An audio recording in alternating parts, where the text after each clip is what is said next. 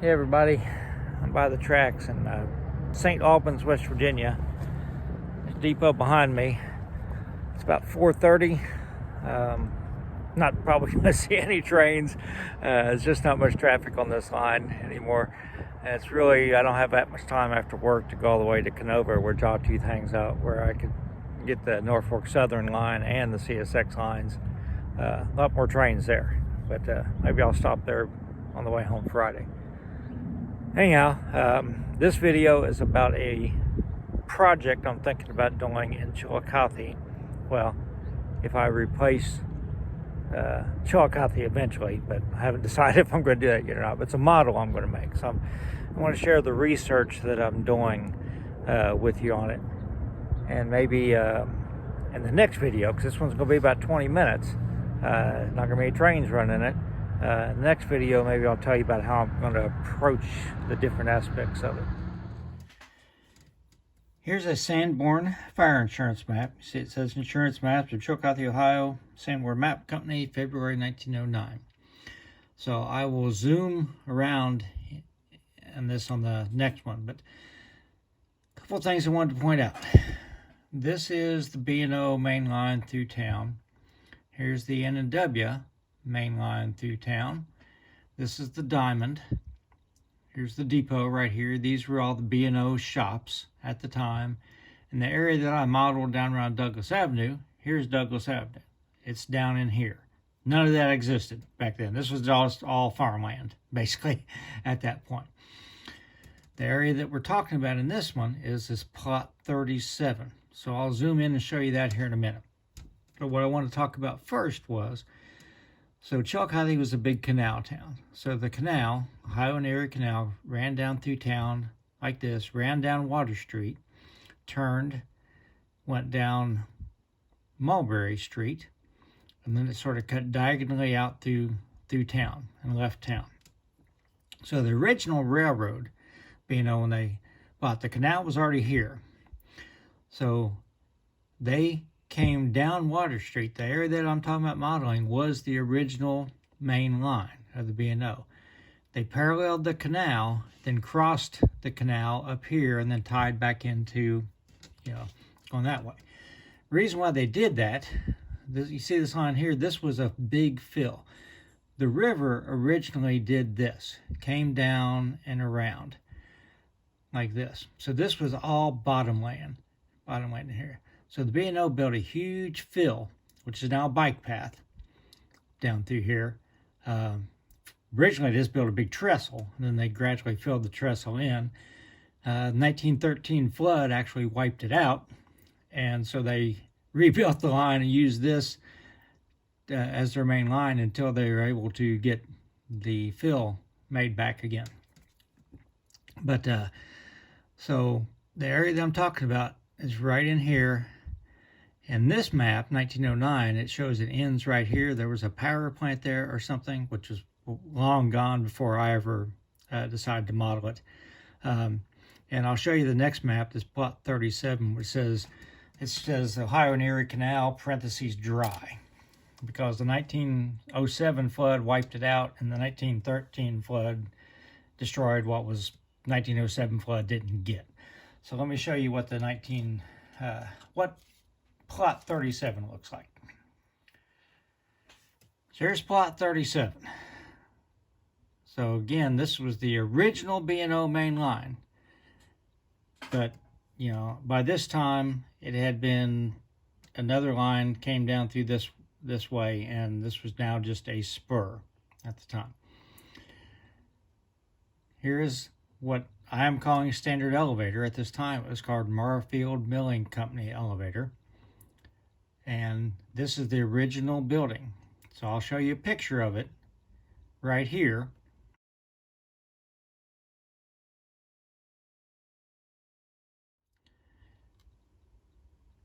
This was originally a depot. Whether it's in the same spot or not, they moved it to there, I don't know. Here's the elevator, and there's our big warehouse here. This conveyor here was fed corn cobs down to they generated power. I don't know if they did it for the city or for they call it the Juneman Electric Plant. So maybe it's for the city. This is the city park down here. This is a brewery, Necht and Sons Cider Brewery, because back then, before pasteurization, every town of any size had their own breweries and their own milk, dairy companies. This is another elevator, which was long, long gone. It was called the Standard Serial Elevator, but it looked very similar. In pictures, if you didn't know which one you were looking at, you'd think, wow, that's Standard Elevator. No, it's not. It's actually laid out different, too. This is the Standard Serial Company right here. So that is basically where the hardware store replaced later. But you see it had some sidings coming off it. Mulberry Street, this is Water Street. It says Ohio and Erie Canal, parentheses dry here because like I said by 1907 flood wiped it out. So the trains, the yard in Chillicothe was over here, well, down this way. So they would come in, they would switch this, and they would go back to the yard. So to switch the standard elevator, they'd have to come in and switch back and push into the loading, unloading bins here, and then come back. And then you see they had to run around the track here. So that's how it was in 1909. It didn't change a whole lot over the years. This is Riverside Street. I sort of remember sort of like street running track, but I know there was where it crossed Mulberry. But I think that most of it was in the grass off to the side. I'm hoping my friend has some pictures before they scrapped it all. I wasn't living in Chillicothe when they scrapped all this, so and my picture taking was very poor. My making records anyhow. So this is the area that I'm considering modeling, not in 1909, but in 1980. So many of you have probably heard of a company called Historic Aerials, and they sell historic aerial photographs and historic topo maps. You can get digital downloaded to your computer, or you can actually buy prints. Prints are pretty expensive, so I just had digital pictures. This is Water Street, right here. This is the B&O main line, right here. The depot, Chillicothe, is down this way, 4 or 5 blocks. This is going to Cincinnati, going west. This is Riverside Street, because at one time, this down here was the river, which I showed you on the old Sanborn map. So this is all much lower. There's a big embankment goes down here. This street here goes down into the park. This goes down to the park. This is the city park in Chillicothe. So the spur to serve Water Street came off here, curved around this old warehouse building, had 3 customers on it. This is 1971, again, aerial photograph. First customer is Chillicothe Hardware, right here. They had a spur that went, and this is a little warehouse extension here. That is not there now. This building is here. That building is not there. They tore that down. On this side, this building here was the electric company, and they had a pole yard here, and maybe came and went, I don't know, over the years. I don't see any poles in this picture, but they would get poles in on flat cars, and they just dump them here. I remember them in the 70s. I remember them. So maybe I've got 2 aerial photographs, 1971, 1983. 1983 one isn't as clear, but I'll show you that one here in a second. So that was the second customer. This is the remains of the old brewery right here. And we come on down. This is standard elevator, which is the subject of this video. So I'm going to blow this up a little bit and move it. Let's blow it up.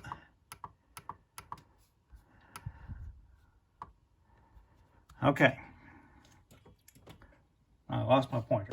It rolled underneath the computer. So this is the elevator. This is the historic elevator right here. The one that was built in the 1870s. Right here. These are concrete silos. They had 3 tall silos, metal silos, and they had a big Quonset hut here. This is the property boundary at this time, anyhow. Originally, the property boundary was probably right here at the edge of that warehouse, but by this time, they owned out into here. So the tracks would come down here, and they would actually switch back and push the cars. They would come right in through here. They only had enough room for, 2 or 3 cars. They may have had an end loader that they moved cars around, maybe kept in this Quonset hut. I'm not sure. They did not have a switch engine. It wasn't that big of an operation. I can only remember seeing 1 or 2 cars sit there at a time. It was in business until CSX abandoned it. Because what happened was when CSX decided to abandon the Ohio division, you're not going to be able to see it on this. Basically, the depot and the diamond are down here with the N and W. It might be easier if I explain it with a video. Here's Norfolk Southern, right here, coming through town. This is where the B&O used to come through town. The diamond was right here. So when CSX abandoned it, they abandoned everything west of the diamond. So the area that we're talking about, Water Street, this is Water Street. This is the area up in here. This is Riverside Street. So this little area right in here, the only customer left was Standard Elevator, and it was a fairly small customer. Remember, Chillicothe has a huge elevator down here, Cargill, Chillicothe. It loads units trains. So CSX really didn't want to keep the diamond in place, the maintenance and all that, to serve this one customer. So they just basically forced him out of business. That's what happened. But you see, this used to be the river coming down this way, and now this is the flood wall right here where the B&O used to run down through here. Hope that explains it a little bit better. So, of course, when the city bought it and tore it all down. But so that is why the company actually went out of business. It stayed in business until CSX abandoned it. This is the coal dock up here, Litter Coal. Again, they would push the switch actually on the topographic map. It looks like it comes off this switch here, but in reality, I believe it came off there. These are actually 2 tracks here. I believe it came off one of the main line tracks and went out onto there. I don't think it came across here, but maybe it did. There's just not enough. There could be actually a crossing right here. I don't remember it, so we'll see if I can dig up some pictures more of how the track was laid out. But it shows it coming off of this switch. And this is a scrapyard that had service coming in from this way. So let me show you the 1983 map now. So this is 1983, 12 years later. Scrapyard's still there. Litter coal is still there. This area up in here has been cleaned out because they built a flood wall around Chillicothe. So there was a bunch of debris and stuff up here. Back in 1900, there was a cannery there. But that was all cleaned up and the flood wall was built by this time. So spur was still here. This extension was still there. And here's Standard Elevator down here. I still don't see any poles here. There's a lot less stuff in this area right in here. So that's like a school bus headquarters now for the city schools. But so I don't know. But there were poles there. I remember them there. I haven't found any pictures of them yet. But I want to show you something that's a little bit different by 1983. Okay. All right. So by 1983, these are the 3 elevators that were there before, the big silos. These are the concrete silos. They had built a bigger metal silo, bigger diameter metal silo here. Here's the Quonset hut. And so here's the picture that I took. And this was why, again, back then you just had film cameras. And so why I didn't walk all over the place and take pictures. I only took 2 pictures. And this was one of them. But I'm glad I have this because every other picture I've ever found of this facility is from Water Street side. It doesn't show any of this stuff in the back. So these are concrete silos here. These are the first ones, and then they added these, and then they added that one finally. So this is the way it was when they tore it down. And they removed the metal silos first. I don't know if they dismantled them and reused them, sold them to someone, or they scrapped them. I don't know. But the other video with the guy that walked through it and took pictures before they tore it down, they were gone. So this is a 1970 topographic map. Some topographic maps don't show these tracks at all.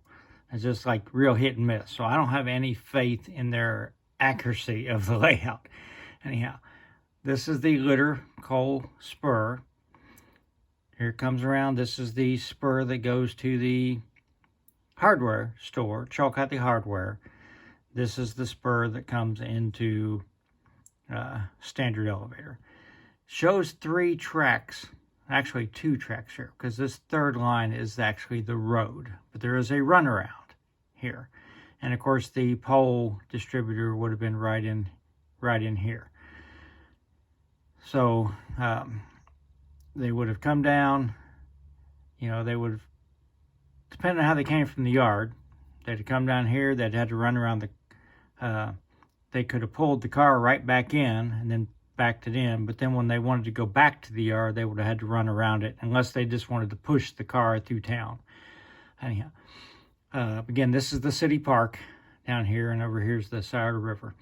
And I sort of explained all how this was laid out in the earlier video. This is probably the most clear picture of this side of the building. Probably because it was taken by a professional photographer before it was torn down. Notice the raised sign. Here's his standard elevator right here. And you can see the, you know, I don't know what they call that apparatus. I'm not sure what it's called, but it's, I guess, for, you know, all the pipes radiate out from that to deliver the grain to wherever it needs to go. So again, this was all torn down in 1988. So this is the elevator, probably when it was still in business. If you notice, you can see a big metal bin back here. So some of the pictures I'm going to scroll down and show you. The bins, after it was out of business, they scrapped the metal bins first, and then they just destroyed the rest of the building.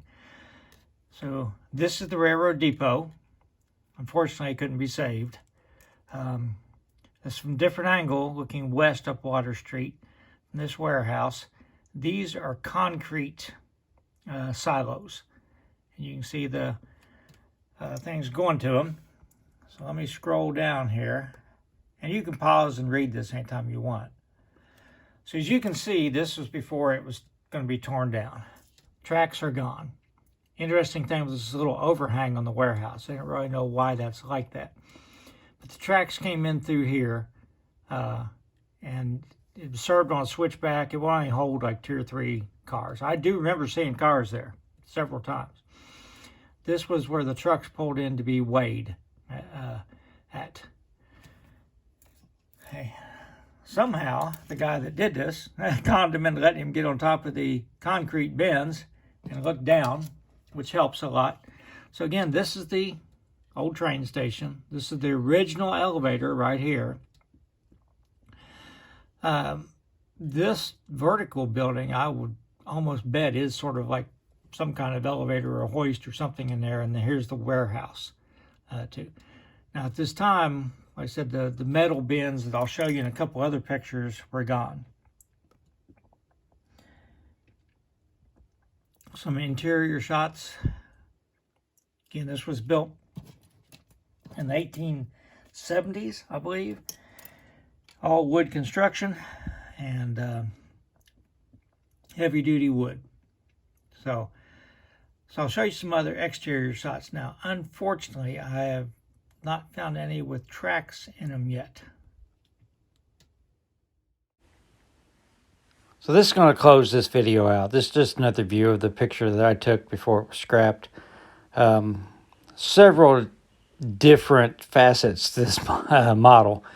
So in the next video, I'm going to show you how I'm going to break it down into different areas to model and how I'm going to sort of attack this and my plans for the future for this. Everybody stay safe.